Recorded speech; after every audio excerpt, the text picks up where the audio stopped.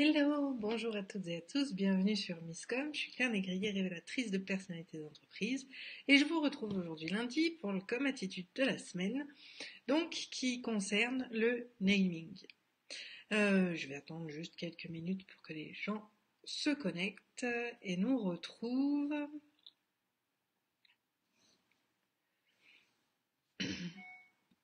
Peut-être que comme ça on pourra me dire un petit coucou quand vous êtes là, histoire qu'on commence correctement les choses.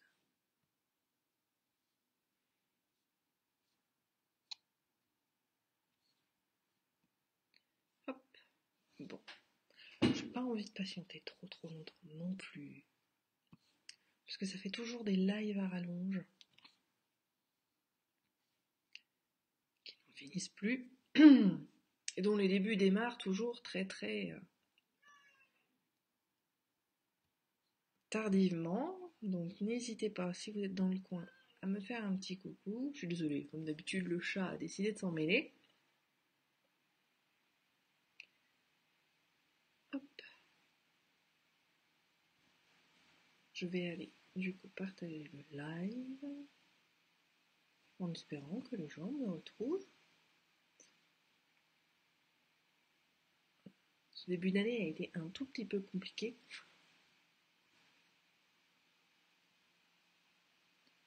Hop.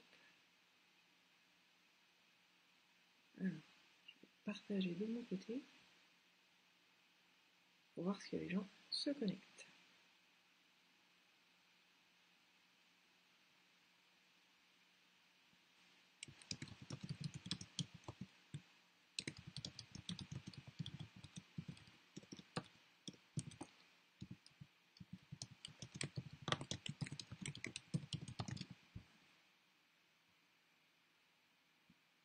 Hop. Et voilà. Donc encore une fois, si vous arrivez, n'hésitez pas à vous manifester. Eh bien, je vais vous proposer simplement de commencer notre petit live. On est à 2 minutes 30. C'est parti!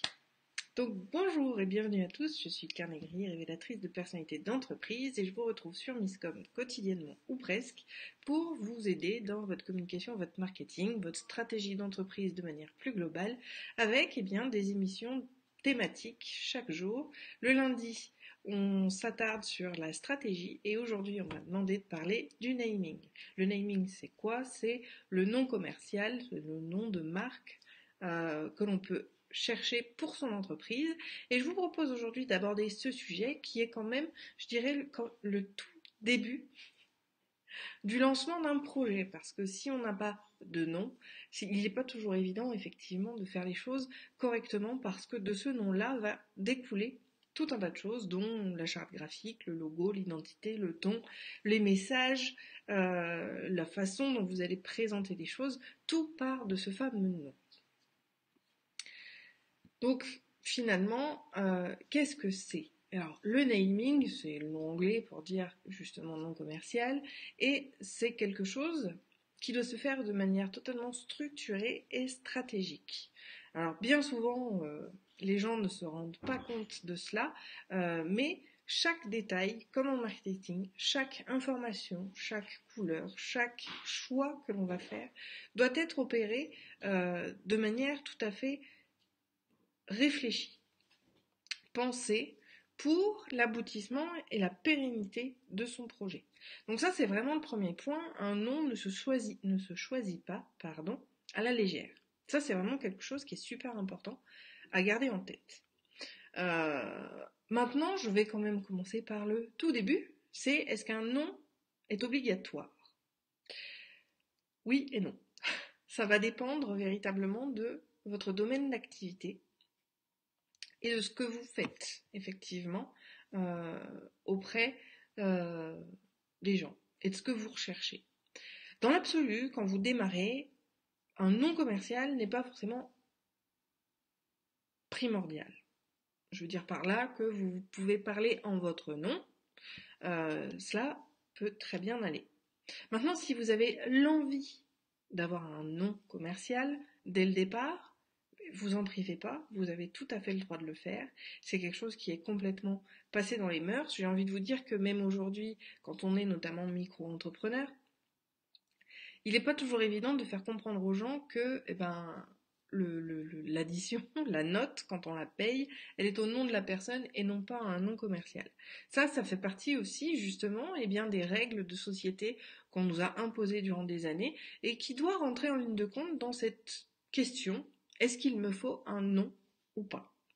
Donc ça c'est le premier point. Dans l'absolu, quand on démarre, non, un nom pour moi n'est pas obligatoire. En tout cas par rapport par exemple à ma propre activité, à tout ce qui est prestation de service, parce qu'on intervient en nom propre, c'est nous-mêmes, nous sommes notre marque. Donc je dirais qu'à partir du moment où on est notre marque, on n'est pas forcément poussé à avoir un nom de marque.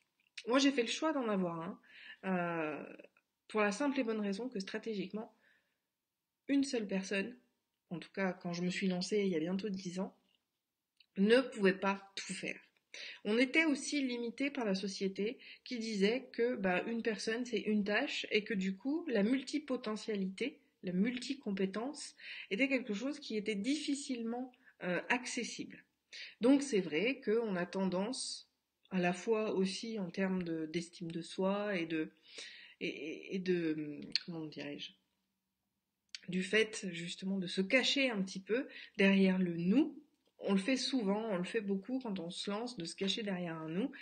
Moi, il était à la fois pour me cacher, mais aussi stratégique par rapport à ce que je viens de vous dire, c'est-à-dire que les gens ne pouvaient pas comprendre qu'une seule personne puisse tout gérer. Donc c'était aussi une façon de leur donner confiance davantage, pensant peut-être, pas forcément mentir, mais c'était juste pour lever quelques freins, que finalement il y avait peut-être une équipe derrière et ils acceptaient beaucoup plus facilement de rentrer en contact avec moi. Et bien évidemment, je ne montais pas aussi parce que, comme je considère que le marketing c'est très très large, qu'il y a énormément de compétences à couvrir, que même si j'en couvre beaucoup, je ne peux pas tout couvrir non plus. Je me suis associée dès le départ à des partenaires, à d'autres professionnels qui vont couvrir les champs de compétences que moi-même je ne couvrais pas.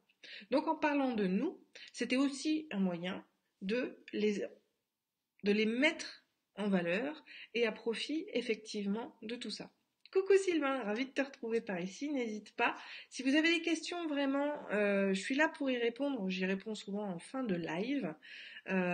Donc n'hésitez pas, même en replay, je suis tout à fait disponible. Hey, me revoilà, je suis absolument complètement désolée. J'ai une coupure de courant à la maison, vous savez, ces putains de micro-coupures qui vous embêtent tout le temps. Bref, je suis désolée, j'espère que vous allez pouvoir vous retrouver sur le live et revenir parmi nous. Donc, je reprends. Où est-ce que j'en étais? Donc, nous avons vu effectivement pourquoi il faudrait un nom commercial. Dans quel contexte vous pouvez avoir un nom commercial? Maintenant, encore une fois, c'est pas forcément indispensable. En tout cas, j'espère vous avoir retrouvé. Je suis désolée, encore une fois, il y a une coupure de courant, du coup plus d'internet forcément. Donc voici pour les premiers points qui sont. Moi-même, j'ai effectivement tout un process que j'ai créé moi toute seule pour vous aider effectivement à trouver votre nom commercial. Maintenant que vous avez le pourquoi, on va pouvoir aborder un petit peu le comment.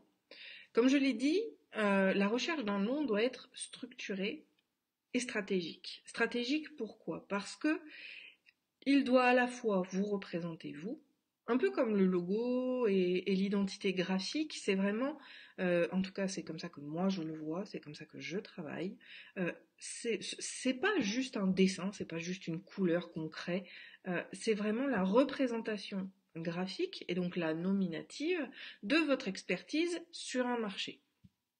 Et dans tous les cas, ce fameux nom commercial doit à la fois donc vous représenter, mais répondre aux attentes de vos clients et futurs clients. Parce que si ce nom-là ne leur évoque rien, vous risquez effectivement de passer à côté. Donc c'est quand même un choix qui doit être fait de manière très réfléchie, comme je le disais, euh, pour justement répondre à tout ça. Alors, un nom, il est forcément associé derrière à un logo, à une identité visuelle. Donc il faut que tout ça, ça puisse aussi rentrer effectivement en ligne de compte. Il ne faut pas, bien évidemment, que votre nom soit le même que quelqu'un d'autre. Alors, je précise, dans dans le code du commerce, deux entreprises ne peuvent pas avoir le même nom à partir du moment où elles sont dans le même secteur d'activité. Donc, ça, c'est rédhibitoire et interdit. C'est-à-dire que si vous avez le même nom que votre voisin, même s'il n'est pas à côté géographiquement, mais sur le territoire français, et que surtout la personne s'en rend compte, c'est l'antériorité qui fait foi, et vous risquez de devoir changer de nom. Donc j'ai envie de vous dire, le premier point, c'est de prendre conscience que vous ne pouvez pas avoir un nom qui existe déjà. Ça, c'est vraiment quelque chose qu'il faut garder en tête. Donc on va faire la création de noms, ce que moi j'ai fait. Pour vous en donner quelques exemples, il y a Namassage, Overcall, NCN aussi, Emiscom, ce sont des namings que j'ai mis en place. Qu'est-ce que j'ai mis d'autre? Doctilo, Cybernity, tous ces noms-là d'entreprises et d'entrepreneurs sont des noms que moi j'ai créés avec ces personnes-là, bien évidemment, dans les meilleures conditions. Donc, qu'est-ce que le naming doit prendre en compte finalement? Eh bien, comme je l'ai dit, déjà, vos valeurs. Votre nom doit refléter vos valeurs parce que ce sont elles qui vont effectivement rentrer en contact avec les gens. Je ne sais pas si vous avez déjà remarqué, mais eh bien, des marques qui vendent des choses à bas prix vont attirer des gens qui recherchent des choses à bas prix. Des marques qui sont très qualitatives dans le luxe et la classe vont aller parler et sans avoir à chercher à communiquer, hein, là je parle juste d'attirance d'une marque. L'attirance de la marque va attirer justement des gens qui ont les porte-monnaies suffisamment fournis pour pouvoir répondre à ça. Alors je vous prends deux exemples qui sont quasiment stéréotypés, mais c'est une manière de vous expliquer un petit peu le mécanisme qui se passe. Donc au-delà du luxe ou du bas de gamme, qui sont des exemples tout à fait standards, vous avez effectivement en tant qu'indépendant, en tant qu'entrepreneur, même si vous êtes petit, moi-même je suis toute petite sur mon marché, mais malgré tout, j'apporte cette notion, c'est pour ça que d'ailleurs NCNcom, je me suis divisée en deux, mais c'était stratégiquement choisi, NCNcom reste, et Miscom aussi, parce que je ne m'adresse pas du tout aux mêmes personnes, et les recherches faites par l'une et l'autre de ces types de personnes ne sont pas les mêmes. En tout cas, vous avez cette possibilité-là de choisir pertinemment en fonction donc de vos qualités. Ça, c'est vraiment quelque chose qu'il faut garder en tête. Vous listez vos qualités et vous allez en sélectionner quelques-unes qui sont vraiment la primeur de ce que vous représentez et qui sont inéluctables. Je vous donne un exemple. Moi, j'ai besoin de légitimité. Donc si je ne mets pas dans ma marque justement cet aspect légitime, eh bien je risque d'avoir des clients qui, eux, n'ont pas forcément cette éthique-là. Et ça m'est déjà arrivé d'accepter justement des collaborations avec des gens qui n'avaient pas une éthique aussi poussée que la mienne, qui n'avaient pas un besoin de légitimité aussi fort que moi, et du coup ça s'est mal passé. C'est des exemples tout bêtes, mais ça fait vraiment partie justement de ceux avec qui vous voulez travailler. Pouvoir afficher clairement vos qualités, vos compétences, parce qu'il ne faut pas l'oublier, il y a aussi la compétence ou le produit que vous représentez. Mais vous allez effectivement devoir mettre cela dans la balance pour choisir effectivement un nom. Ensuite vient effectivement l'affect. Votre affect à vous, avec quoi vous raisonnez, qu'est-ce qui pour vous représente vraiment, alors là j'ai envie de vous dire graphiquement, quel objet pourrait représenter, on va faire aussi le tour des représentations visuelles de votre métier et de vos compétences, de votre personnalité, on est toujours sur ces trois piliers, valeur, compétences, marché. C'est vraiment les trois piliers pour la recherche d'un nom, c'est très très important.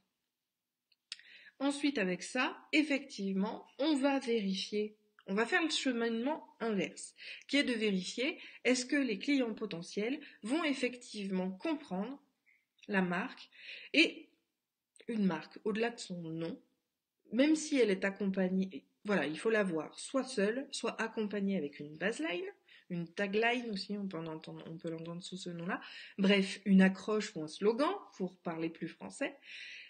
Il faut qu'en un coup d'œil, le nom plus le slogan ou le nom tout seul, on puisse comprendre de quoi il s'agit, ce que vous proposez et effectivement ce que vous allez leur vendre. Parce que, eh bien, on est attiré aussi par des noms qui représentent ce que nous, on va rechercher en tant que client. Donc, il est quand même impératif de rester sur des mots qui vont être très pertinents. Par exemple, je vous donne le cheminement Overcall, donc Aurélie, si tu me regardes, petit coucou, qui est une cliente actuellement. Donc on a fait tout ce cheminement-là. Son nom a été trouvé donc grâce justement à mes supports et mes outils que je mets à votre disposition en consultation. Et nous avons trouvé ce nom parce qu'elle travaille sur la gestion des appels, le trop plein d'appels, le fait d'en avoir plein la tête des appels, donc overcall. On est sur un anglicisme, mais on a bien évidemment la baseline qui est le secrétariat de renfort qui vient vraiment positionner les choses. C'est-à-dire que sa niche de marché, c'est la sous-traitance et le remplacement.